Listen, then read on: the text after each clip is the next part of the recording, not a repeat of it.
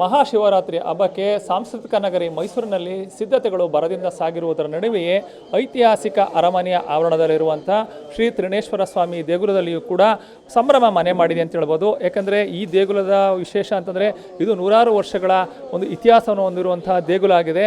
ಈ ದೇಗುಲದಲ್ಲಿ ಶಿವರಾತ್ರಿಯ ದಿನದಂದು ನಡೆಯುವಂಥ ವಿಶೇಷ ಪೂಜಾ ಕೈಂಕರ್ಯಗಳು ಕೂಡ ಸಾಕಷ್ಟು ಒಂದು ಗಮನ ಸೆಳೆಯುತ್ತೆ ಅಂತ ಹೇಳ್ಬೋದು. ಯಾಕೆಂದರೆ ಈ ದೇಗುಲದಲ್ಲಿ ಇರುವಂಥ ಮೂಲ ಶಿವಲಿಂಗಕ್ಕೆ ಒಂದು ಶಿವರಾತ್ರಿಯ ಹಬ್ಬದ ದಿನ 11 kg ತೂಕದ ಚಿನ್ನದ ಕೊಳಗ ಅಂದರೆ ಚಿನ್ನದ ಮುಖವಾಡವನ್ನು ಧರಿಸಿ ಒಂದು ವಿಶೇಷ ಪೂಜಾ ಕೈಂಕರ್ಯಗಳನ್ನು ನೆರವೇರಿಸಲಾಗುತ್ತೆ. ಈ ಚಿನ್ನದ ಕೊಳಗದ ವಿಶೇಷತೆ ಏನಂದರೆ ಅಂದಿನ ಆಳರಸ ಜಯಚಾಮರಾಜ ಒಡೆಯರವರು ತಮಗೆ ಪುತ್ರ ಸಂತಾನ ಆದಂಥ ಸಂದರ್ಭದಲ್ಲಿ ಅಂತಂದರೆ ಶ್ರೀಕಂಠ ನರಸಿಂಹರಾಜ ಒಡೆಯರು ಜನಿಸಿದಂಥ ಸಂದರ್ಭದಲ್ಲಿ ಹರಕೆಯ ರೂಪದಲ್ಲಿ ಒಂದು 1954ನೇ ಇಸವಿಯಲ್ಲಿ ಈ ಒಂದು ಚಿನ್ನದ ಕೊಳಗವನ್ನು ದೇಗುಲಕ್ಕೆ ಒಂದು ಹರಕೆಯಾಗಿ ಸಮರ್ಪಿಸಿದ್ದಾರೆ. ಈ ಒಂದು ಶಿವಲಿಂಗ ಅಂದಿನ ಆಳರಸರ ಕಾಲದಲ್ಲಿ ವಿಶೇಷ ದಿನಗಳಲ್ಲಿ ದೇವರಿಗೆ ಒಂದು ಧಾರಣೆಯನ್ನು ಮಾಡ್ತಾ ಬರಲಾಗಿತ್ತು.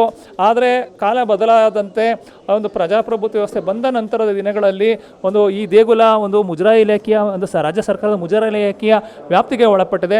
ಆ ನಂತರದಲ್ಲಿ ಈ ಒಂದು ಚಿನ್ನದ ಕೊಳಗವನ್ನು ಒಂದು ಜಿಲ್ಲಾಡಳಿತದ ಒಂದು ಖಜಾನೆಯಲ್ಲಿ ಇರಿಸಲಾಗುತ್ತೆ.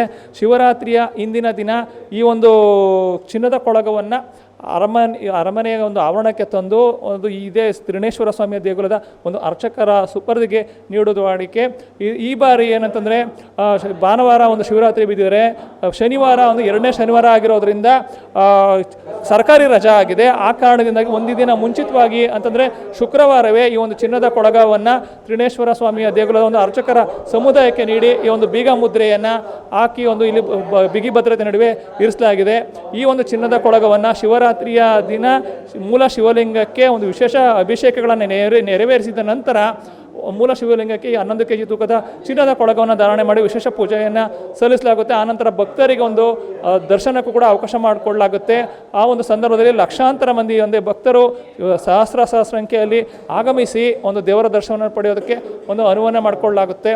ಈ ಒಂದು ಕಾರಣದಿಂದಾಗಿ ಈಗಾಗಲೇ ಒಂದು ದೇಗುಲದ ಒಂದು ಸುಪರ್ದಿಗೆ ಈ ಒಂದು ಚಿನ್ನದ ಕೊಳಗವನ್ನು ಹಸ್ತಾಂತರ ಮಾಡುವ ಮುಖಾಂತರ ಈಗ ಜಿಲ್ಲಾಡಳಿತ ಈಗ ಪೂಜಾ ಕೈಂಕರ್ಯಗಳಿಗೆ ಅನುವನ್ನು ಮಾಡಿಕೊಟ್ಟಿದೆ ಅಂತ ಹೇಳ್ಬೋದು.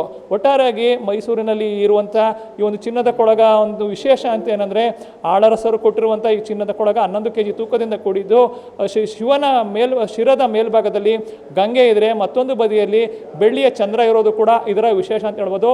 ಈ ಒಂದು ಚಿನ್ನದ ಕೊಳಗವನ್ನು ಕಣ್ತುಂಬಿಕೊಳ್ಳೋದಕ್ಕೆ ವರ್ಷಕ್ಕೆ ಒಂದು ದಿನ ಮಾತ್ರ ಅಂತಂದರೆ ಶಿವರಾತ್ರಿ ದಿನ ಮಾತ್ರ ಅವಕಾಶ ಇರೋ ಒಂದು ಕಾರಣದಿಂದಾಗಿ ಭಕ್ತರು ಕೂಡ ಸಹಸ್ರ ಸಂಖ್ಯೆಯಲ್ಲಿ ನೂಕುನುಗ್ಗಲಿನ ನಡುವೆ ಬಂದು ಈ ದೇವರ ದರ್ಶನವನ್ನು ಪಡೆಯುವುದು, ಒಂದು ಚಿನ್ನದ ಕೊಳಗವನ್ನು ದರ್ಶನ ಪಡೆಯುವುದು ಈ ದೇಗುಲದ ವಿಶೇಷ ಅಂತಲೇ ಹೇಳ್ಬೋದು.